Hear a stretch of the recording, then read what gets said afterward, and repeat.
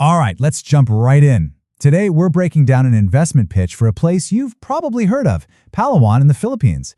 I mean, it's famous, right? Stunningly beautiful. But a property developer is arguing it's not just a pretty face, it's a prime spot to put your money. So, let's see what that argument is all about. And this right here is the big question, isn't it? What actually turns a world-class beach into a world-class address? We all know a beautiful place when we see one, but what are those key things, those specific ingredients that take a tourist hotspot and turn it into a real, valuable asset? That's what we're going to unpack.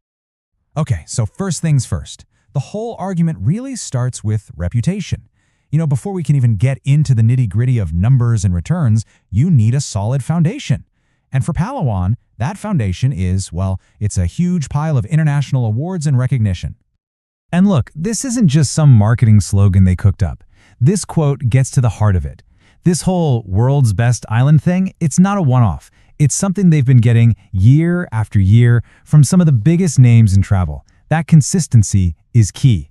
I mean, just look at this list. The sheer range of these awards is what's so impressive.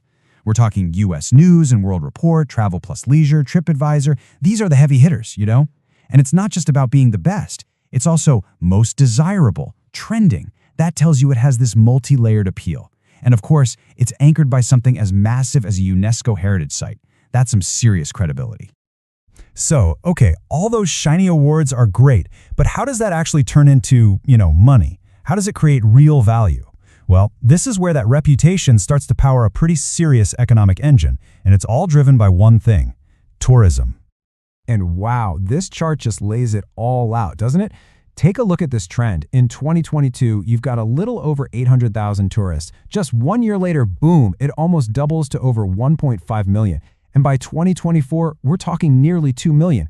This isn't just steady growth, folks. This is an explosion. Let's just pause on that for a second. A 139% increase in a single year. Think about that.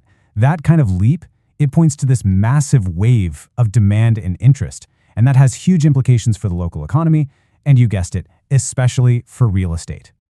And this is the aha moment, right? This is the direct link. Nearly 2 million people showing up. Well, they all need a place to stay, a place to eat, a place to shop. It creates this huge immediate demand for all kinds of housing, from short-term vacation spots to longer-term rentals. And that, right there, is the core of this whole investment argument.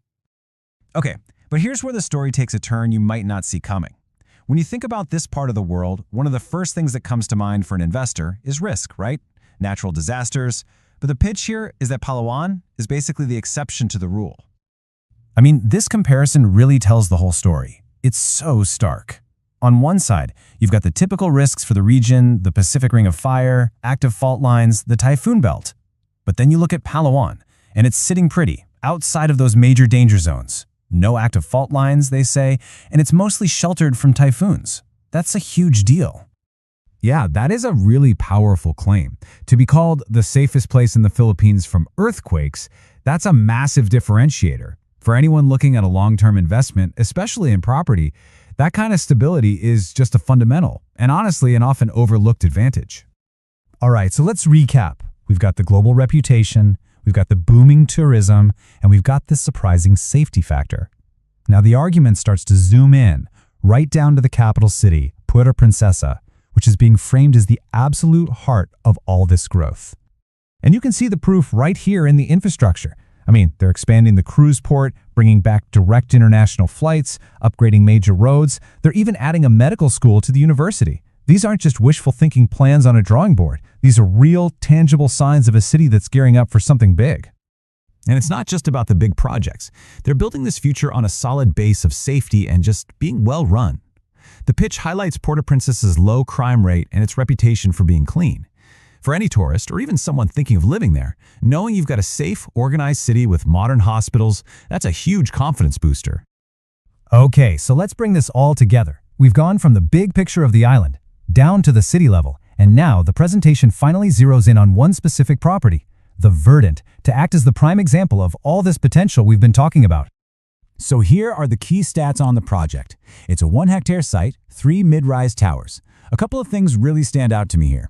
A commercial strip right on the ground floor, super convenient, and the smart condo technology. That tells you they're not just building apartments, they're aiming for a premium, modern living experience. And this right here, this is just a perfect illustration of that classic real estate mantra, location, location, location. I mean, think about it. 5 minutes to the beach, 8 minutes to a huge mall, 10 minutes to the international airport, 12 minutes to the cruise port. Everything you'd want is basically right at your doorstep. For a renter or an owner, that is a massive, massive selling point. So this gets to the big question, right? How do you actually make money on this? The business model is really straightforward. You buy a unit and you lease it out. And because of that huge tourist boom we saw earlier, you've got two solid options: short-term vacation rentals or longer-term residential leases. Two potential income streams right there. And they actually put some numbers to it. The presentation points out that similar units in the area are already renting for somewhere between 2,500 to 4,500 pesos a night.